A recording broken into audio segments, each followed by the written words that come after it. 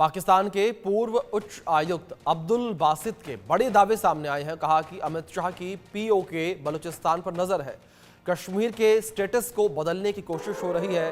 पिछले एक साल में बड़ी तादाद में कश्मीर में लोग बसे हैं और कश्मीर में बड़ी संख्या में लोगों को बसाया जा रहा है। कश्मीर में 80,000 से ज्यादा लोगों को बसाया गया है और कश्मीर में बढ़ती सक्रियता से पाकिस्तान काफी चिंतित है।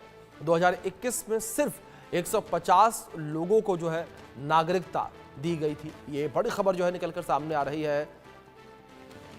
कश्मीर में बढ़ती सक्रियता से पाकिस्तान काफी चिंतित है। ये बड़ी खबर है जो इस बीच सामने आ रही है। ये बड़ा बयान जो है सामने आया है पाकिस्तान के उच्चायुक्त का। अमित शाह की पीओके बलूचिस्तान पर नजर है। आपको सुनवाते हैं अमित शाह का बयान। जब जम्मू एंड कश्मीर बोलता हूं, माननीय सदस्य, इसलिए एग्रेसिव हूं कि जम्मू एंड कश्मीर के पीओके को आप भारत का हिस्सा नहीं मानते हो क्या? एग्रेसिव ना हो, जान दे देंगे इसके लिए। क्या बात कर रहे हो आप? एग्रेसिव होने की क्या बात कर रहे हो? जान दे देंगे इसके लिए। पाक अधिकृत कश्मीर के बारे में आपको याद है, भारत की संसद ने प्रस्ताव पारित किया था और आज भी वह संकल्प हम सबको याद है। पाक ऑक्युपाइड जम्मू कश्मीर यह भारत का हिस्सा था, है और रहेगा। हम इसको मानते रहेंगे बहनों भाइयों, से हम कभी भूलेंगे नहीं। सुना रक्षा मंत्री का और गृह मंत्री का किस तरीके से पीओके को लेकर कहा कि पीओके भारत का हिस्सा था। मैं जब जम्मू एंड कश्मीर तो ऐसे में ये बड़ा बयान जो है पाकिस्तान की ओर से निकलकर सामने आया है। कश्मीर में बढ़ती सक्रियता से पाकिस्तान जो है वो काफी चिंतित है। ये जानकारी जो इस बीच सामने आ रही है, अब्दुल बासित का ये बयान सामने आया है। पाकिस्तान के पूर्व उच्च आयुक्त हैं अब्दुल बासित और उन्होंने बड़ा दावा किया। कहा कि अमित शाह की पीओके और बलूचिस्तान पर नजर है।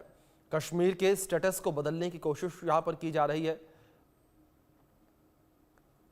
इस बीच हमारे वरिष्ठ सहयोगी अजय जांडियाल जुड़ गए हैं, रुक करेंगे उनका। अजय, जिस तरीके से पाकिस्तान के पूर्व उच्च आयुक्त का यह बयान निकलकर सामने आया, उन्होंने बलूचिस्तान का भी जिक्र किया, पीओके का भी जिक्र किया।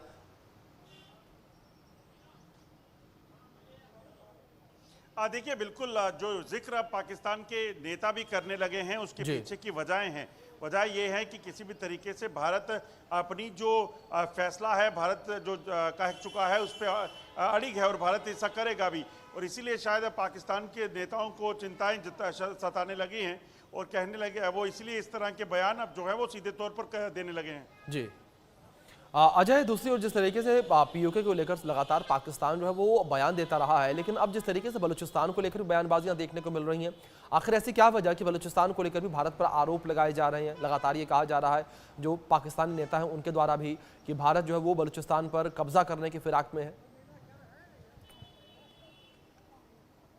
देखिए, इसके पीछे की वजह अपनी पाकिस्तान की बौखलाहट हो सकती है, क्योंकि पाकिस्तान के मौजूदा हालात देखें तो जिस तरीके से बलूचिस्तान, खैबर पख्तूनख्वा में इस वक्त लगातार हमले हो रहे हैं, उन हमलों के बाद ये कहा जा सकता है कि किसी भी तरीके से पाकिस्तान में कभी भी सत्ता परिवर्तन हो सकता है। कभी भी खैबर पख्तूनख्वा और बलूचिस्तान जो है वो अलग हो सकता है, जैसे कि बांग्लादेश हुआ। अब पाकिस्तान जब अपनी सियासी पार्टियां जो सत्ता में हैं वो उसको संभाल नहीं पा रहे, तो ऐसे में उन्हें इस चीज़ का डर लग रहा है कि अभी भारत जो है इस चीज़ के पीछे है, भारत पे इल्ज़ाम लगा रहे हैं। और ये बयान कि भारत बलूचिस्तान को भी ले सकता है, बलूचिस्तान को भारत को लेने की ज़रूरत नहीं। वहाँ पर बीएलए जो लगा हुआ है वो एक दिन बांग्लादेश की तरह खुद ही अपने आप को एक बार फिर से अलग करेंगे। और पाकिस्तान को अगर देखा भी जाए टेक्निकली, तो बीएलए जो है बलूचिस्तान के लिए जो लड़ रहा है वो जानता है कि बलूचिस्तान पाकिस्तान का हिस्सा नहीं था। बलूचिस्तान दरअसल पहले एक अलग, बिल्कुल अजय, जाहिर तौर पर जिस तरीके से लगातार पाकिस्तान का ये बयान सामने आ रहा है, इसे पाकिस्तान की बौखलाहट भी बताया जा रहा है।